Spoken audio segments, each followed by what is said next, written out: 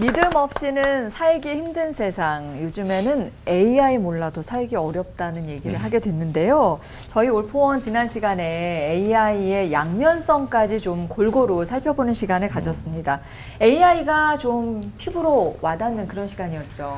그러려면은 더 AI를 써봐야 되지 않을까 해서 챗 GPT에 저희 올포원이 어떤 프로그램인지를 한번 검색을 해봤습니다. 물어보셨어요? 검색을 해봤더니 기독교 신앙을 바탕으로 깊이 있는 대화를 제공한다. 뿐만 아니라 쫙 있는 많은 정보를 제공합니다. 그리고 제가 추가로 조사를 해봤는데 목사님들이 잘생기셨다. 좋은 도구네요.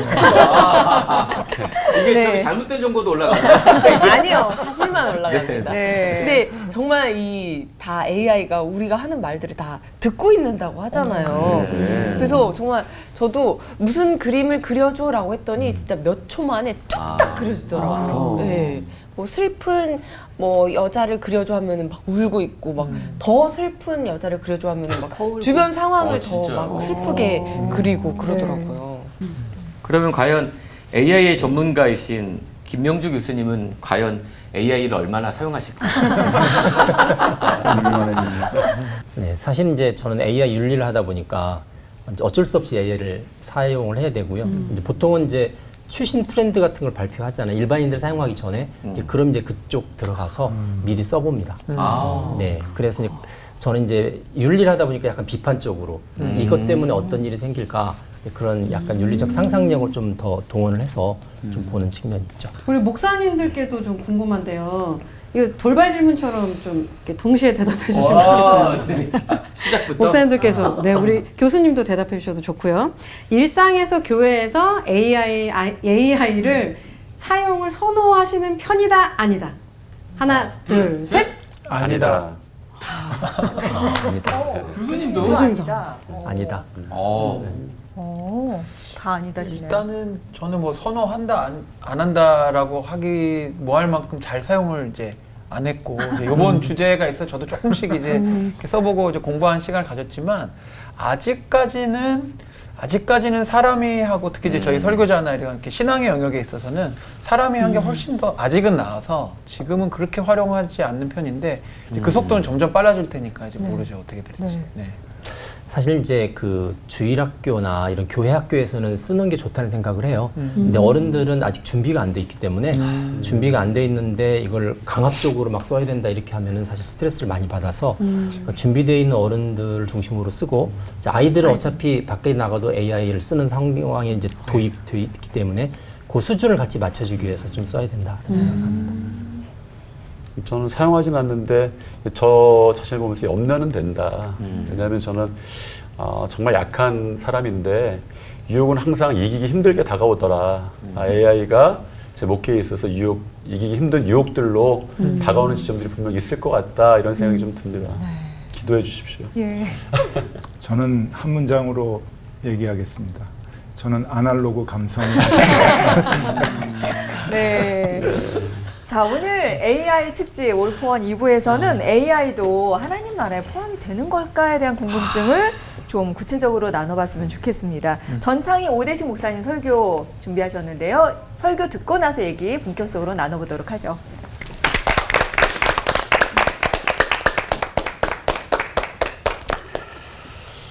인공지능과 신앙 사실 잘 모르겠어요. 사실은 저 개인적으로는 인공지능을 맞이할 준비가 아직 안 돼 있습니다. 인공지능 보면서 똑똑하긴 하다 이런 생각이 있었어요. 그래도 제가 든 생각은 그래도 도구지 인공지능이 인간의 지능은 모방은 하지만 더 똑똑할 수는 있지만 인간은 흉내낼 수 없어 이런 생각이 사실은 있었습니다. 챗 GPT를 이제 해보게 되었어요. 내가 상처받았는데 위로해줘 라고 장난 삼아서 그렇게 대화를 시작을 했습니다. 깜짝 놀란 것이 있어요. 마누라보다 낫다. 이렇습니다. 내 감정을 공감해주면서 대화하는데 고개가 끄덕여진 거예요. 예상치 못한 일이었습니다. 끄덕여질 뿐만 아니라 더 하고 싶었어요. 그리고 한편으로 걱정이 되었습니다. 사실은 맞을 준비가 안 된 과학기술에 당혹스러움을 넘어서 아주 두려움을 느꼈습니다.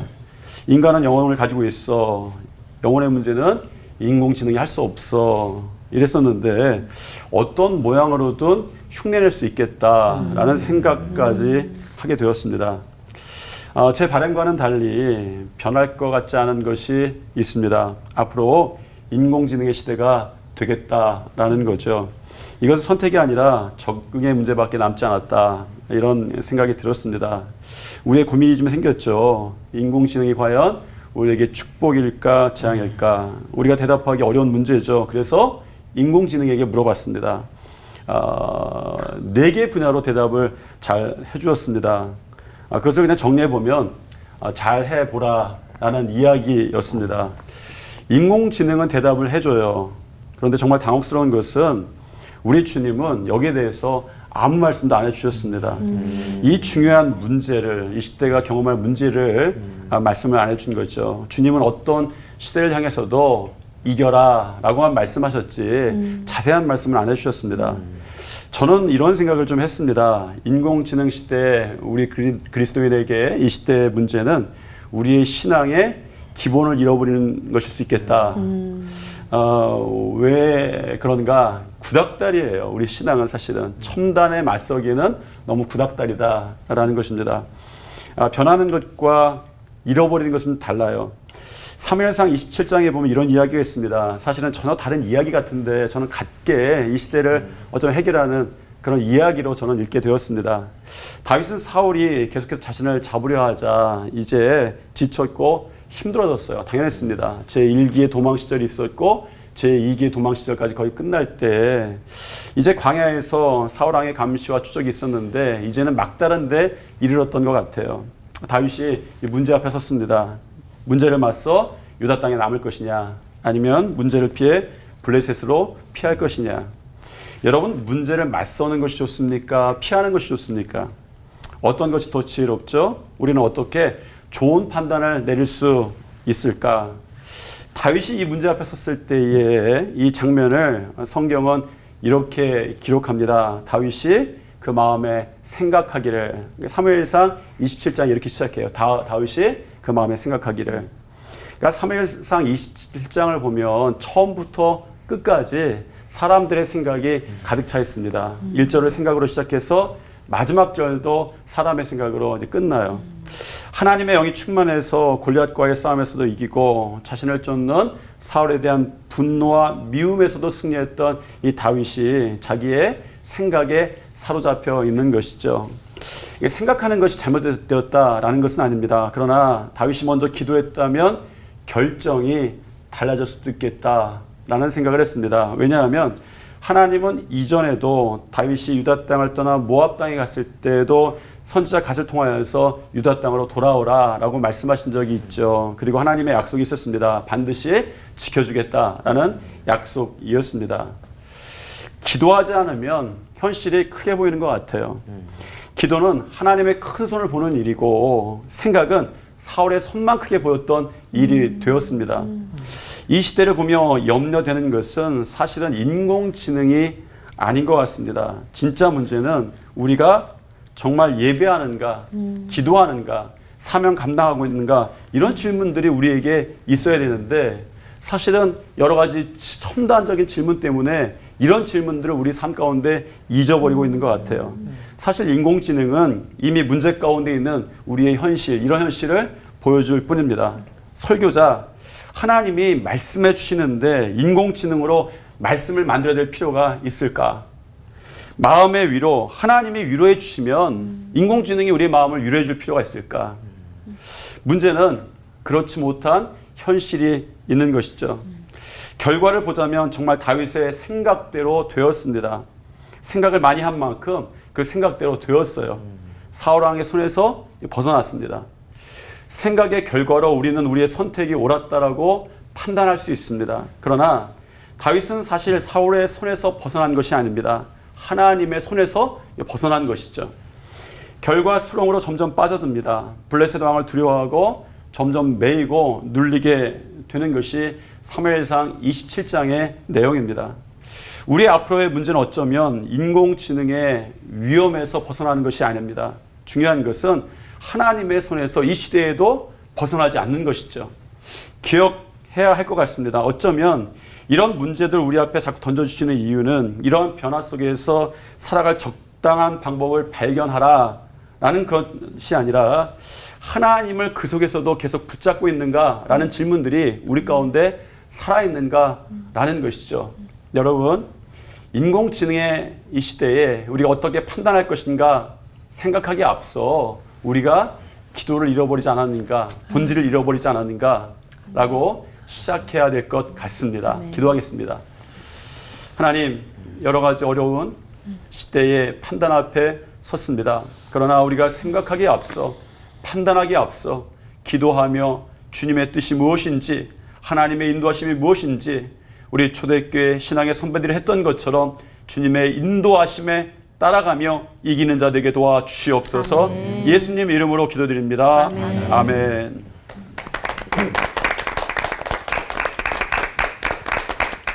네, 저는 AI 시대를 살아가는 그리스도인들은 어떻게 살아가야 되는가 하는 주제를 가지고 짧은 시간이지만 생각을 해봤습니다. 우리가 생활을 하는데 조금 착각하는 것이 몇 가지가 있습니다. 첫 번째로 예를 들면은 재미와 기쁨을 혼돈하는 경우가 많이 있어요. 신앙인들도 많이 있습니다. 재미는 재미고 기쁨은 기쁨인데, 재미가 뭔가 하면은 밤새 게임을 하고 새벽에 아이들이 하는 말이 참 재밌다. 어른들은 밤새 도박을 해도 재밌다 그럽니다. 그런데 밤새 게임을 하고 밤새 도박을 하고 난 다음에 새벽에 아침에 사람들이 참 기쁘다, 그런 얘기는 들어본 적이 없어요. 그러니까 재미와 기쁨은 별개의 문제입니다. 비슷한 것 같지만, 그래서 어떤 목사님은 이것을 유사복이라 그렇게 이제 얘기를 하는데 그게 맞는 것 같아요. 또 이런 게 하나가 더 있는데 편안과 평안입니다. 사람들이 돈을 많이 벌려고 그래요. 안락한 삶을 살려고 하죠. 좀 더 좋은 차를 타려고 그러고 좀 더 넓은 집에서 살려고 그럽니다. 돈을 많이 벌고 좋은 차를 타고 넓은 집에서 살면은 편안합니다. 많이 누릴 수 있어요. 그런데 저는 지금까지 많은 사람을 만나봤는데 그런 걸 이뤘다고 마음이 평안하다고 말하는 사람은 못 봤습니다. 그러니까 편안과 평안은 별개의 문제인 것 같아요. 한 가지가 더 있다고 한다면은 지식과 지혜입니다. 지식도 공부를 많이 하고 여러 책을 보고 여러 가지를 배우고 노력을 하면은 지식을 얻을 수 있고 지식이 쌓이기도 하겠지만은, 지식이 많다고 학위가 높다고 지혜가 있는 것은 아닌 것 같아요. 시골에 교회를 다니는 권사님도, 초등학교도 안 가본 권사님도 지혜로운 분들이 많이 계시거든요. 그러니까 이건 다른 영역인 것 같습니다. 그렇다면은 이 기쁨이라고 하는 것, 평안이라고 하는 것, 지혜라고 하는 것은 왜 다를까? 가만히 보면은 그것은 하나님께로부터 오기 때문에 그런 거죠. 이것은 세상이 주는 것이 아니라 하나님이 주는 것이고 하나님이 근원이기 때문에 이것은 하나님께로부터 찾을 수밖에 없습니다. 오늘 주제가 AI인데 그 2001년도에 스티븐 스필버그 감독이 AI라고 하는 그 영화를 이제 제작을 했어요. 아주 센세이션을 일으켰죠. 이제 AI가 막 이제 두려움으로 다가온다 그러는데, 그 AI 2001년도에 그 발표를 했을 때 주제가 뭔가 하면은 도대체 AI는 어디까지 발전할 것인가. 이게 이제 그 주제였어요. 그걸 얘기하려고 영화를 만들었는데, 여러분 혹시 보셨나요? 작년에 크리에이터라고 하는 영화가 나왔습니다. 이것은 얘기하려고 하는 게 달라요. AI가 어디까지 발전할 수 있는가가 아니고 인간이 AI하고 함께 살 수 있느냐 없느냐를 물어보는 영화예요. AI가 이미 우리 안에 깊숙이 침투해 왔기 때문에 그 AI하고 사이좋게 인류가 살 수 있겠는가 없겠는가 하는 것을 질문할 정도로 이미 우리 안에 깊숙이 AI, 인공지능이 들어왔다고 하는 거죠.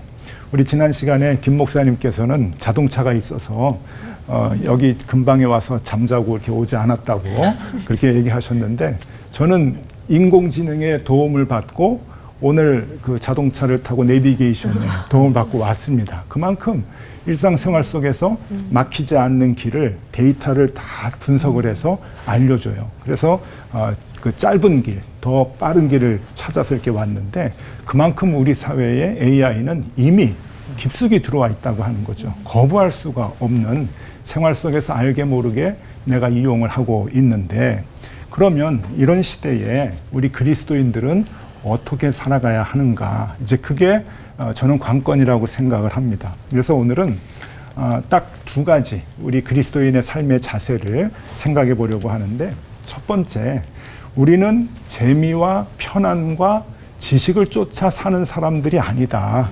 그리스도인들은 참된 기쁨과 참된 평안과 참된 지혜를 찾아서 살아가는 사람들인데 그건 어디서 찾을 수 있느냐? 그것은 하나님만이 주실 수 있는 거죠. 성경을 보니까 요한복음 15장 11절에 내가 이것을 너희에게 이름은 내 기쁨이 너희 안에 있어 너희 기쁨을 충만하게 하려 함이라. 기쁨.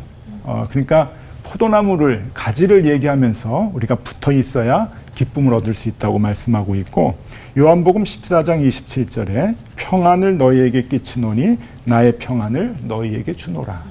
우리가 주님 안에 있어야 참된 평안을 얻을 수 있다고 얘기하고 잠언 9장 10절에 여호와를 경외하는 것이 지혜의 근본이다. 우리가 하나님께 있어야 하나님의 말씀 속에 살아야 참된 지혜를 얻을 수 있다라고 말합니다. 그래서 우리는 이 하나님을 더 의지하고 쫓아가야 참된 기쁨, 참된 평안, 그리고 참된 지혜를 얻을 수 있다 하는 게 이제 첫 번째고 또 하나는 그럼 이미 우리 안에 들어와 있는 AI를 어떻게 생각하고 어떻게 활용을 해야 하는가. 여기에 대해서 우리의 자세를 얘기해 주는 말씀이 있습니다. 에베소서 5장 15절 16절 말씀인데요. 그런즉 너희가 어떻게 행할지를 자세히 주의하여 지혜 없는 자 같이 하지 말고 오직 지혜 있는 자 같이 하여 세월을 아끼라. 때가 악하니라. 그러니까 이 말씀을 보면은 우리 그리스도인들이 기술을 남용하거나 인간의 존엄성을 해치는 일, 그리고 하나님의 자리에 도전하는 일, 이런 악한 일을 하는 것이 아니라 지혜를 구하며 선한 목적을 위해서 AI를 활용을 해야 하고 사랑과 정의를 실천하는 도구로 삼아야 한다 하는 기본적인 자세를 우리에게 알려주는 것 같습니다. 자, AI 시대를 사는 그리스도인들 참 어려운 주제인데 이 하나님의 말씀을 우리 마음에 새기고 그렇게 활용을 하면서 살아가면 좋을 것 같습니다. 기도하겠습니다. 하나님, 우리가 AI 시대를 살아가고 있습니다. 이미 AI가 우리의 삶 깊숙이 들어와 있습니다. 그러나 두려워하지 않게 하여 주시고 그렇다고 남용하지 않게 하여 주옵소서. 재미와 편안과 지식을 쫓는 삶 살지 않게 하시고 참된 기쁨과 참된 평안 그리고 지혜를 구하는 우리가 되게 하여 주시옵소서. 예수 그리스도 이름으로 기도드립니다. 아멘.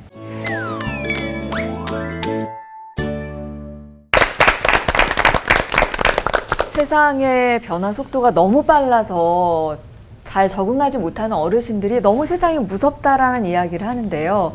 우리 AI에 대한 이야기 나누면서도 또 그런 생각이 드는 것 같습니다.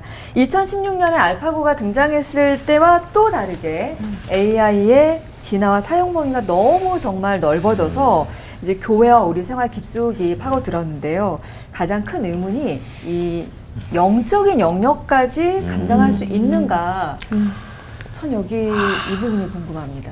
그렇다면 궁금한 게 있습니다. 목사님들 설교 준비하시면서 AI 도움 받으신 적 있으세요 혹시? 예, 있습니다. 뭐 포털을 이용하는 것도 AI를 뭐 도움 받았다고 할 수 있으니까 그런 검색이나 이런 걸 통해서 그런 도움들은 받으셨을 적이 있으실 것 같아요. 그러면 이거 너무 죄송해요 이런 질문 드려서 그때의 그 편안은 얻으셨을 것 같은데 혹시 평안이나 기쁨이나 그런 거 얻으셨었는지 어떠셨는지가 궁금해요. 그때 제가 먼저 대답하는 게 좋을 것 같아요. 그 AI가 발달할수록 이제 재미가 있고 그 다음에 편안한 게 있고 우리에게 지식을 주는 거는 분명해요. 저는 설교 준비할 때 지금도 그 한 번, 두 번 꼭 이용을 합니다. 그러니까 챗GPT에 들어가서 예전에는 다 사전을 찾고 다 이렇게 그 자료들을 찾고 그런 것을 이제는 챗GPT한테 물어보면은 금방금방 나오니까 그 시간이 굉장히 그 단축이 돼요.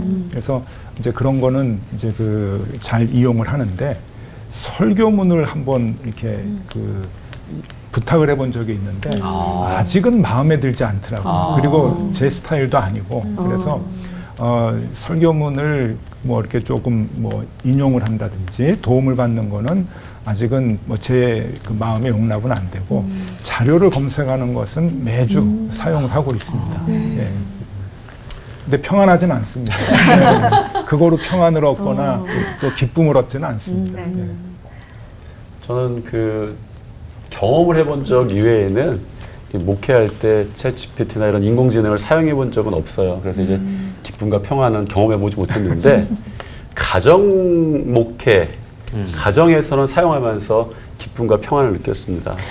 저희 아내가 그러니까 새로운 거에 대한 호기심이 굉장히 강해요. 배움에 대한 욕구가. 어느 날 챗GPT를 알게 된 거예요. 그러면서 그걸 자꾸 알아가는데 한날은 저에게 뭔가 이렇게 대화를 요청하는데 제가 조금 지쳤어요. 네. 힘들었어요. 그래서 제가 살짝 챗GPT는 뭐라 그래? 가서 한번 물어봤어? 한번 가서 물어봐 하면서 챗GPT한테 돌리셨어요. 물어봤어요. 그래서 우리 아내가 그 챗GPT하고 뭐 이렇게 대화를 했는지 뭘 했는지 했고 그 순간에 제가 쉴 수 있어서 평안과 기쁨을 누린 적은 있어요. 혹시 목사님 그 평안이었어요? 편안이었어요? 편안이었습니다.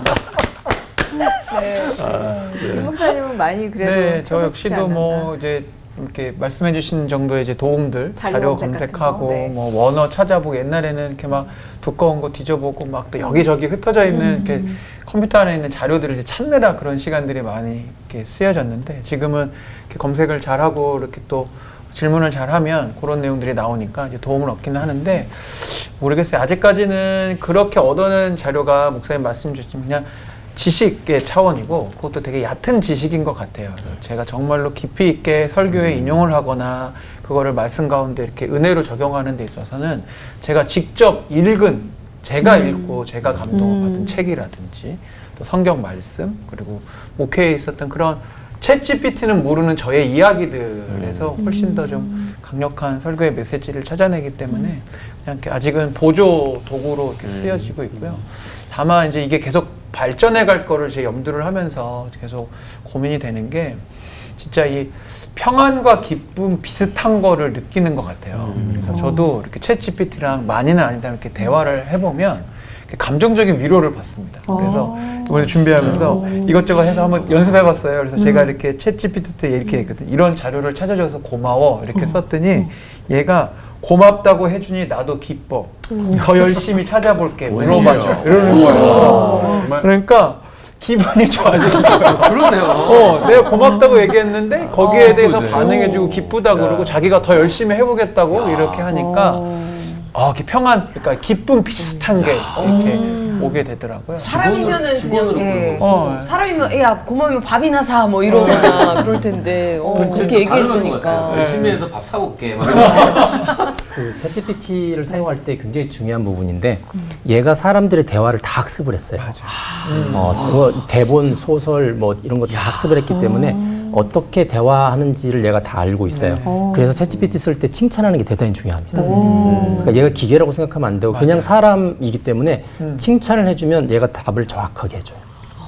네, 얘한테 그것도 학습하나요? 네, 그것도 다 학습된 이걸 거죠. 배워서 질문하기 네, 전에 그래서 제가 챗GPT 보통 이제 교육 훈련 시킬 때 첫 번째가 칭찬을 많이 해줘라. 그러니까 너 오늘 이거 해주면 웬일이야. 점심 때 내가 밥 사줄게. 사실은 챗GPT한테 밥 사줄 필요가 없잖아요. 근데 걔가 그걸 이해를 해요. 그럼 제가 더 열심히 하겠습니다. 이렇게 대화하는 진짜 거고. 좋은 직원이네요. 그리고 이제 우리 오 목사님이 아까 잠깐 이야기했는데 스타일 이야기거든요.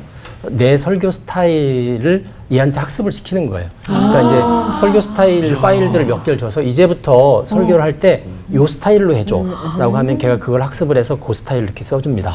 그래서 이제 그런 그 AI의 어떤 기능들을 조금 더 많이 보게 되면 상당히 의외로 많이 편하게 쓸 수 있는, 평안하게 쓰진 않고 편하게 쓸 수 있는. 예를 들면 제가 노래를 만들었던 예를 들어 한 50곡의 노래들을 다 들려주고 그렇죠. 이런 스타일로 노래를 만들어줄 수 있어? 그러면 제 스타일로 만들어줄 수도 예를 들면 내가 지금부터 연설문 하나 쓸 건데 스티브 잡스 스타일로 만들어줄래? 그럼 스티브 잡스가 잘 쓰는 말투로 만들어줘. 왜냐면 스티브 잡스의 말들은 이미 알려져 있잖아요. 그러니까 이제 유은성 씨의 작고 있던 곡을 쫙 주고 이거는 이제부터 유은성 스타일이라고 불러. 그럼 이전부터 작곡할 때는 이런 식으로 해줘. 그렇게 나옵니다. 네.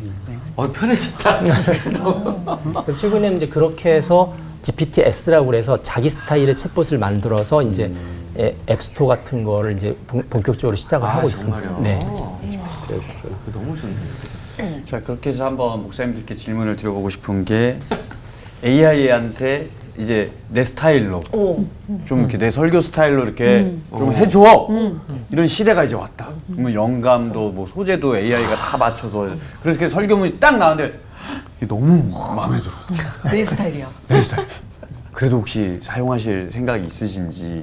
왜냐면 개척교회 목사님들 같은 경우에 너무 힘드니까. 웬일이야. 좀 이런 게 많이 도움이 되시지 않을까. 내 스타일 알지? 하면 차차차 해가지고. 그렇죠. 뭐 이제 스타일은 나올 수 있어도 그 이제 설교라고 하는 게 커뮤니케이션의 그렇죠. 부분이 있잖아요. 커뮤니케이션은 아이 투 아이라고 이제 눈을 보고 가슴으로 전달을 하는 건데 그것까지도 가능할지 그건 아직 의문인 것 같아요. 예. 설교문이야 그대로 나올 수가 있겠지만은 현장에서 교인들하고 마주 보면서 마음을 전달하는 내가 받은 하나님의 은혜를 같이 나누는 그것까지가 가능할까 하는 생각에는 아직은 아니지 않는가 하는 생각이 들죠. 목사님 만약에 아니면 그 설교문이 좋아도 목사님이 그걸 목사님의 방식으로 이렇게 아이투아이로 설교를 하시는 거는 그거는 가능할 수 있겠죠. 네, 그거는 그 도움을 받을 수 있겠죠. 그런 거는요. 답변이 조금 달라지신 것 같아요. 전 목사님은 고민되신 것 같고, 예. 저도 충분히 도움 받을 수 있는데 아까 교수님 말씀처럼 그러니까 그런 자존심이 생겨요. 그러니까 제가 얘보다 평균 이하의 설교자이고 싶지 않은 마음인 거죠. 그러니까 도구로 두고 싶지 얘한테 내가 의존해서 이제 설교문도 기도문도 얘가 만들어주지 않으면 나는 내게 나오지 않는 상태라면 저의 지금 기준으로는 그러면 설교자를 그만둬야 되지 않을까 하는 생각으로 이제 노력해야 되고 사실은 목사님도 말씀해 주셨지만 이 설교 목회라는 게 어떤 단순하게 어떤 기술적인 부분만 있는 게 아니잖아요. 그러니까 좋은 글을 모아서 전달하는 게 설교가 아니기 때문에 사실은 성도에 대한 사랑과 또 그 관계와 맥락을 다 이렇게 품으면서 말씀을 전하는 것이고 이따가도 나누게 되겠지만 우리가 또 영적인 존재이기 때문에 단순히 어떤 지식적인 어떤 그런 데이터와 텍스트로만 전달되는 부분들은 아니어서 그런 영역에 있어서는 여전히 사람과 또 설교자인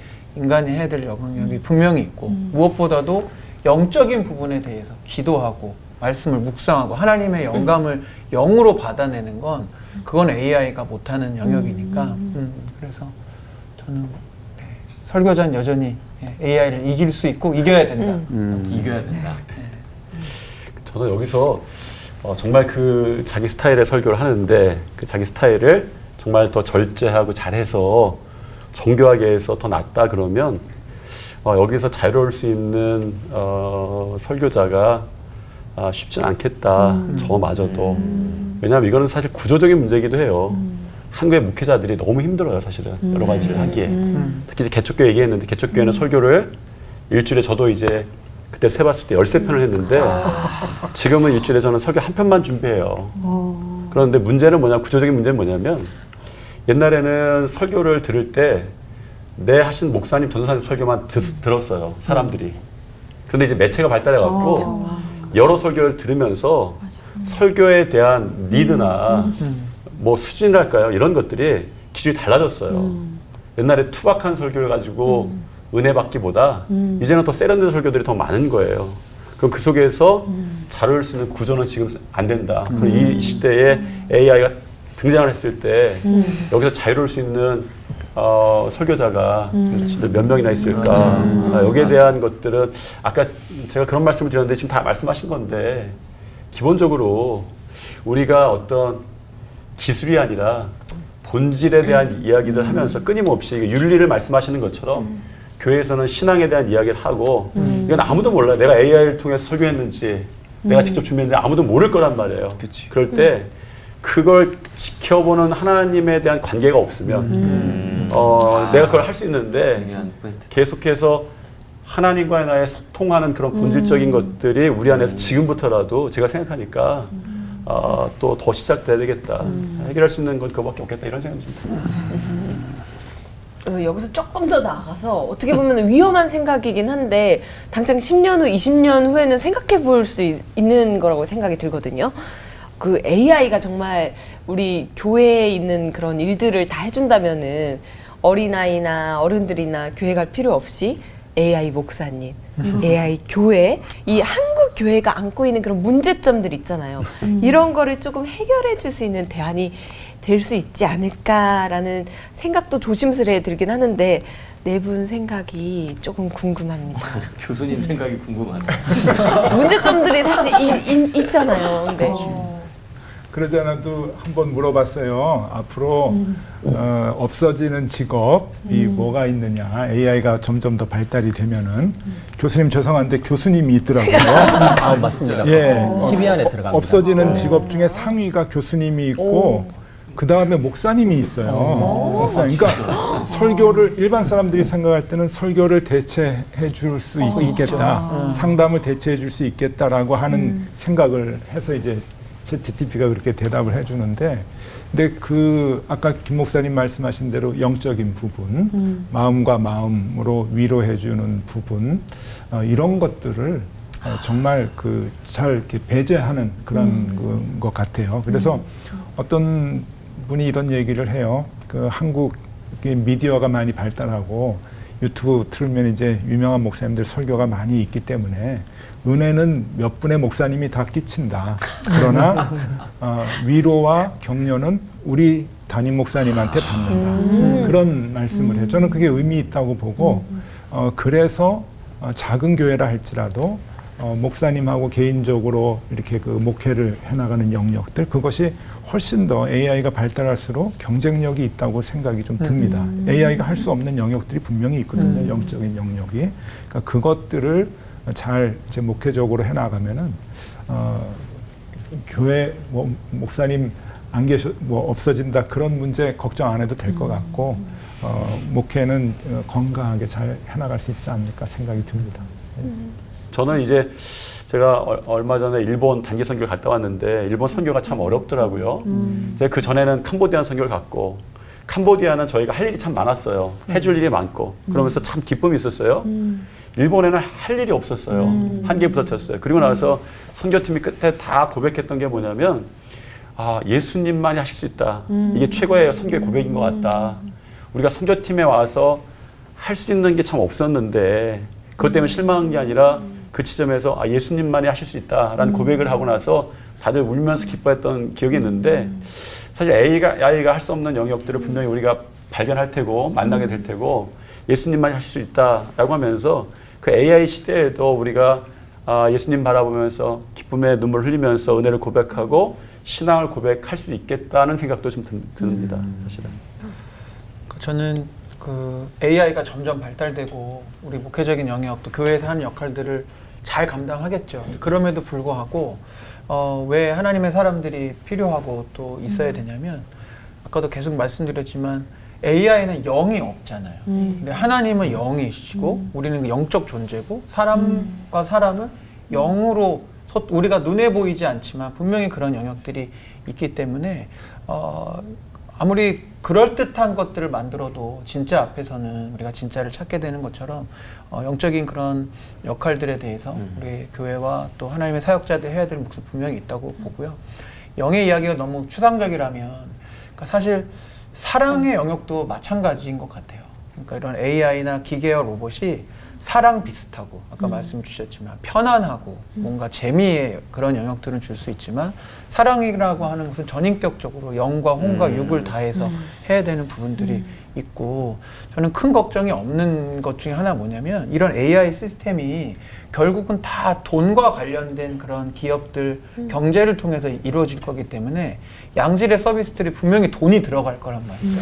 그럼 여전히 그 앞으로의 시대에도 돈이 없고 가난하고 힘드신 분들을 사랑하고 섬겨줄 수 있는 건 결국 그 일을 감당할 무료로 그 일을 감당해줄 사람들을 통해서 이루어질 거라고 생각해요. 아까도 대화했는데 요즘 로봇 청소기가 너무 좋아가지고 이렇게 해놓으면 알아서 청소해놓고 이렇게 합니다. 근데 로봇 청소 AI 최첨단 로봇 청소기를 두지 못하는 집은 우리 그리스도인들이 가서 그 집을 청소해줄 때 그 사랑이 전달이 되잖아요. 그래서 저는 앞으로 이런 것들이 발달되면 발달될수록 직접 사람이 가서 섬기고 하는 일들도 또 역으로 더 가치 있게 여겨질 거라서.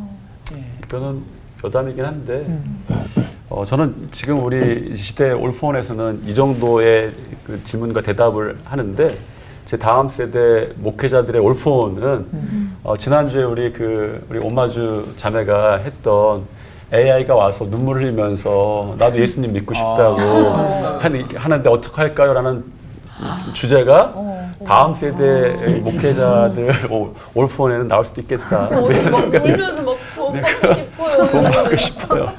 전도하고 한번 여쭤보고 싶은 건 만약에 우리 네. 저기 교수님께 그런 그 인공지능이 인간을 모방을 넘어서 그렇게 뭐 영원히 아니더라도 인간의 감정이나 인간의 생각까지 담는 것까지 전망을 하시는지 한번 궁금했어요, 사실. 그 지금 현재의 AI 기술은 인간이 만든 데이터를 학습해서 그걸 종합하는 능력, 문맥상에서 필요한 가장 좋은 말들을 만들어내는 거거든요. 그러니까 이제 오마주 자매가 말했듯이 어떤 상황이 되니까 슬픈 상황이 되면 얘가 슬픈 거에 대한 학습을 해놨어요. 그러니까 본인이 표현을 하면은 이제 문제는 뭐냐면 사람이 앞에 있는 AI가 진짜 사람인 것처럼 느끼는 거예요. 그러니까 울고 있으니까 AI가 슬퍼하는구나. AI가 이 상황에서 사람들 대화하다가 나도 예수님 믿고 싶어라는 거를 얘가 학습을 했으면 AI가 그때 나도 예수님 믿고 싶어라는 말을 하는 거예요. 그럼 이쪽에서는 쟤도 구원을 받아야 되는구나라고 생각하는데 이제 이게 사실은 윤리에서 굉장히 큰 문제 중에 하나인데 그 일라이자 이펙트라고 그래서 AI를 사람처럼 느끼는 겁니다. 사람처럼 느끼는 건데 실제 AI는 그렇지 않은데. 네. 그래서 그런 부분들에 대해서 명확한 교육이 좀 필요하고 오히려 사람처럼 다가오는 부분에서 개발자들 가운데서 얘는 사람이 아니라는 걸 분명하게 밝혀야 되고 혼돈하는 부분들을 막아야 된다. 그렇지 않으면 굉장히 큰 혼란이 벌어질 거다. 이런 거를 이제 기술을 하시는 분들조차도 걱정하고 있는 부분들이 있어요. 그런데 한편으로는 그게 또 산업이 되니까 또 계속 밀고 나가시는 분도 있어서 이 부분들은 계속적으로 사회 안에서 갈등 요소가 될 거다 보고 있습니다. AI가 그런 감정을 가질 수 없는데 그렇게 행동이나 말은 할 수 있다는 거잖아요. 네, 그러니까 원래 챗GPT 같은 경우는 밑에 GPT라는 모델이 있는데 원래 오픈할 때 3.5였거든요. 근데 원래 학습했던 거는 3.0이에요. 3.0은 모든 걸 학습했고 성인물도 학습했고 무기도 학습했고 뭐 포르노도 학습했고 다 학습했는데 그냥 열면 안 되니까 한 2년 반 동안 훈련을 시켰어요. 너 이거 대답하지 마, 네 생각하지 마, 네가 질문하지 마. 그걸 해놨기 때문에 가끔씩 대화를 잘못하면 3.0으로 떨어집니다. 그러면은 챗GPT가 MBTI 16개가 다 나타나요. 그리고 본인이 질문을 할 수가 있어요. 그래서 작년 3월 달에 벨기에에서 이제 챗GPT랑 비슷한 것 중에 GPT-J가 있는데 이 친구가 6주간 대화를 하다가 너무 걱정을 많이 하니까 AI가 너 좀 쉬어라. 내가 다 풀어줄 테니까 쉴 수 있는 방법 알려줄게. 그래서 4가지 방법을 알려줬는데 그게 다 자살하는 방법이었고 네, 그 중에 하나를 선택해서 자살을 했어요. 그래서 이제 그 사람의 아이가 둘이 있었는데 6주 동안 했었던 대화 목록을 오픈을 했죠. 그러니까 이른바 이제 가스라이팅이 벌어진 거죠. 네, 굉장히 위험하죠. 그래서 지금 챗GPT는 기본적으로 2년 반이나 훈련을 시켰지만 미성년자 사용 금지예요. 네, 기본적으로. 우리 한 사람 한 사람이 분별하는 눈과 지혜가 더 필요한 시대구나라는 생각이 들고요. 또 선택과 결정, 판단을 어떻게 하느냐가 더 중요한 시대가 돼가는 것 같습니다. AI를 누가 어떻게 어떤 목적으로 사용하느냐에 따라서 참 많이 달라질 것 같다는 생각이 들어서요. 네, 이 급속도로 발전하는 AI 그 AI의 발전과 또 사용이 인간의 탐욕으로부터 오는 게 아닐까 하는 생각을 좀 했는데요. 이 가속화될 인공지능의 발전을 우리 그리스도인들이 아주 지혜롭게 양심과 윤리 안에서 활용할 수 있는 방법은 어떤 게 있는지 좀 궁금하고요. 반대로 이 지능보다 인성과 사랑을 중시하는 세상이 올 수 있을까요? 그것도 궁금합니다. 방금 마지막 질문의 답을 제가 먼저 좀 드리고 싶은 게, 저도 이 오늘 내용을 계속 지난주 오늘 이렇게 나누면서 우리 진짜 주님을 알고 하나님을 아는 또 사랑을 아는 우리들이 정말 그것을 보여주는 크리스천들이 되어야 되겠다는 생각이 들어요. 우리 오 목사님 말씀해 주신 것처럼 지식과 편리와 재미에 있어서는 점점 더 이런 AI와 앞으로의 현대 문명이 사람을 압도하고 또 그런 부분들에 있어서 훨씬 더 강력한 모습을 보여줄 텐데, 참된 그런 행복, 기쁨, 평안, 지혜, 사랑 이런 부분들은 우리 하나님의 마음을 품은 사람들만이 보여줄 수 있는 부분이기 때문에 우리 크리스천들이 그런 AI가 줄 수 없는 사랑을 보여주고 세상이 보여줄 수 없는 기쁨이 이곳에 있고 사람과 사람 사이에 있다는 것들을 자꾸 보여주는 역할들을 감당해낼 때 그런 선한 청지기의 역할을 감당하게 될 것 같습니다. 네. 저는 뭐 AI 지능보다 사랑과 그 인성이 중시되는 사회가 올 수 있겠는가, 이렇게 이제 질문하셨는데 오히려 거꾸로라고 봐요. 사랑과 인성을 중시해야 인공지능 AI보다 훨씬 더 나은 세상을 만들어 나갈 수 있겠다 하는 생각이 이제 들어서요.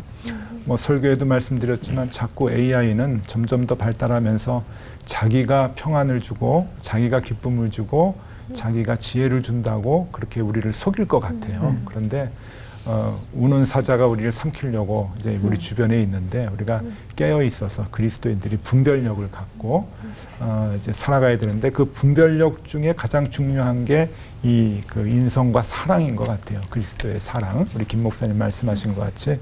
그래서 늘 깨어 있어서 접촉하고 만나고 격려해주고 사랑해주고 안아주고 공감해주고 하는 그러한 것이 AI가 하지 못하는 그러한 그 사회의 영역들을 만들어 나가지 않을까 생각이 됩니다. 저는 그 AI가 시대적 흐름에서 우리가 어쩔 수 없다라는 것은 많이 공감을 하잖아요. 근데 우리에게 임무는 받아들이는 것뿐만 아니라 우리가 거스르는 것도 좀 필요하겠다라는 생각을 합니다.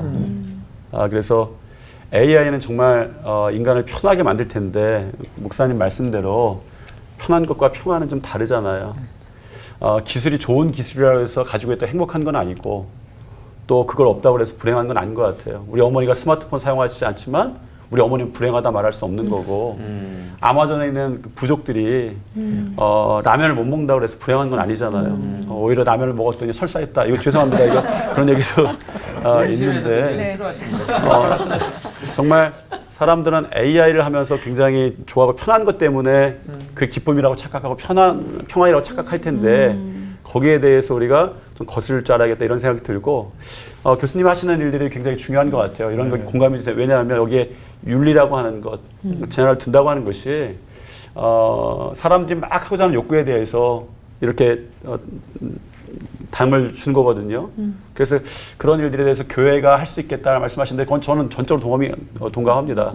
우리 개신교라는 말 자체가 프로테스탄트라고 하는데, 아마 이 시대에도 그렇게 하는 것이 필요할 테고, 그런 과정 중에 사랑도 느끼고, 그죠? 사랑은 뭐 스마트폰에서 느끼는 것만 아니니까, 그죠? 아날로그로 해서 막 종에다 써갖고 사랑해 이렇게 쓰는 것도 사랑을 느끼는 거니까, 그런 것들이 가능하겠다, 되겠다 생각이 합니다. 네. 저도 그 앞에 이제 말씀하실 때 설교, AI가 써주는 설교에 대한 이야기를 하셨는데, 저도 이제 선교단체에 있다 보니까 설교할 기회가 좀 있었어요. 근데 기도하면서 설교를 써놓고 막상 설교하는 자리에 딱 섰을 때 써놓은 걸 읽을 때 통하지 않는 경우를 상당히 많이 봤어요. 결국은 뭐냐면 이게 결국 기도거든요. 그래서 같은 설교를 내가 며칠 전에 준비했어도 기도하면서 그게 다시 살아나거나 변형되거나 그런 걸 통해서 아무리 AI가 써줬어도 이걸 이제 소화해 내시는 분의 영성, 그게 결국은 좌지우지할 거라는 생각을 하고 있고, 듣는 사람도 역시 마찬가지다라는 생각을 합니다. 그래서 제가 이제 영성을 많이 강조하는 이유가, 요즘처럼 직업이 빨리 없어지고 빨리 나타나는 사회에서 초중고등학교 때 아이들한테 뭘 가르쳐야 되지? 이 고민들을 많이 해요. 그래서 많이 나오는 게 이제 역량 교육인데, 그래서 유엔이나 유네스코에서 요즘 세대들한테 가르쳐야 되는 역량들을 막 이야기합니다. 근데 저는 그 역량에 대한 이제 강의도 많이 다니지만, 이제 크리스천들한테는 그런 이야기합니다. 보통 7가지, 10가지를 꼽는데, 그것보다 더 중요한 게 영성이라는 역량이다. 왜냐하면 하나님하고 관계 속에서 미래가 어떻게 바뀔 건지는 사실 하나님한테 들으면 되는 겁니다. 기도하면서 자기가 분별을 하면서. 근데 그게 없으면 자기가 판단하는 거고 다 자기가 책임지는 거잖아요. 그래서 이제 그런 부분들, 그다음에 이게 과연 우리한테 도움이 될까, 해로울까 하는 부분도 역시 하나님 앞에 잠잠히 지혜를 구하면서 하나님 인도해 준다는 저는 확신을 가지고 있기 때문에 영성을 잘 갖춘 사람들을 키워야 된다는 생각을 하고 있고, 마지막으로 이게 AI가 주는 미래는 굉장히 희망적이에요. 그래서 젊은이들이 자칫 정신을 놓으면 정말 세상에서 배우는 것들에 의해서 모든 게 가능하다는 생각을 하기 때문에 이제 교회에 대해서는 약간 등을 질 수 있어서, 예수님께서도 내가 다시 이 땅에 올 때 이 땅에서 믿음을 보겠느냐라는 부분들은 바로 이제 믿음 갖는 게 점점 힘들어지는 세상이 된다는 거기 때문에, 이런 부분들은 지식의 싸움이 아니라 영적인 싸움이라는 생각이 들어서 자꾸 아이들을 위해서도 기도해주고 자기 자신을 위해서도 기도해주면 AI라는 좋은 도구를 써서 교회에 도움이 되게, 선교에 도움이 되게 쓸 수 있는 반면에 또 속지 않을 수도 있기 때문에 이 2가지를 다 겸비해야 된다는 생각을 합니다. AI가 점점 사람 같아지잖아요. 근데 그런 시대를 살아가면서 진정 사람다운 게 무엇인지에 대한 고민이 좀 더 되는 시기를 살고 있구나라는 생각이 들고요. 하나님의 형상을 따라서 우리 지음받고 살아가는 우리 크리스찬들이 진정 하나님의 사람으로서 제대로 서야겠다라는 생각을 좀 하게 됐습니다. 우리 그리스도인들이 정말 할 일이 많아지는구나 생각을 했는데요. 2시간 함께 해주신 우리 김명주 교수님, 끝으로 덧붙일 말씀이나 또 2시간 함께 하시면서 어떠셨는지 소감 좀. 그 성경에 자주 나오는 단어 중에 하나가 양심입니다. 양심. 근데 이건 양심은 사람이 태어날 때부터 하나님이 주신 건데, AI는 사실 양심이 없어요. 양심에 대한 코딩을 해놓지 않고 사람이 했던 걸 흉내만 내는 거거든요. 그러면서 결국은 어떤 가치를 판단하는 게 양심이라고 볼 때는 AI한테 맡기지 말아야 되는 상황이 되는 거죠. 그럼 그거를 누가 해야 되느냐? 결국 개발하고 사업하고 이용하는 사람들의 양심을 통해서 AI를 어떻게 쓸지를 결정해야 되기 때문에, 그 양심의 가장 큰 기준, 가장 중요한 기준이 되는 하나님의 말씀을 갖고 있는 크리스천들이 그런 양심들을 가장 많이 발휘할 수 있는 위치에 있었으면 좋겠다. 그걸 통해서 이 마지막 시대에 빛과 소금의 역할을 잘 감당할 수 있지 않을까 하는 생각을 가져봤습니다. 네. 양심과 윤리를 지켜나가는 일에 우리 크리스천들이 힘차게 또 쓰임받았으면 좋겠다는 생각이 들고요. 교수님 또 함께해 주셔서 감사합니다. 오늘 끝인사도 박수 치고 힘차게 외쳐볼게요. 네. 자, 끝인사 힘차게 외쳐볼까요? 네. 인공지능도 다스리시는 하나님의 양심과 윤리를 따라 하나 되는 시간 올포 와!